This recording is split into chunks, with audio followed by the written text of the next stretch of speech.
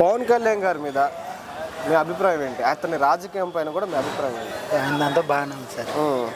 బాగానే ఉందంటారా? అంటే విజయ్ గారు గెలిచిన తర్వాత పవన్ కళ్యాణ్ గారిని ట్రోల్ చేస్తున్నారు, దాని మీద మీ అభిప్రాయం ఏంటి? అది మనకు తెలియదు సార్. అది విజయ్ అంటే తమిళనాడు అయినాగా మనకు ఐడియా లేదు సార్. విమర్శిస్తున్నారు అతన్ని.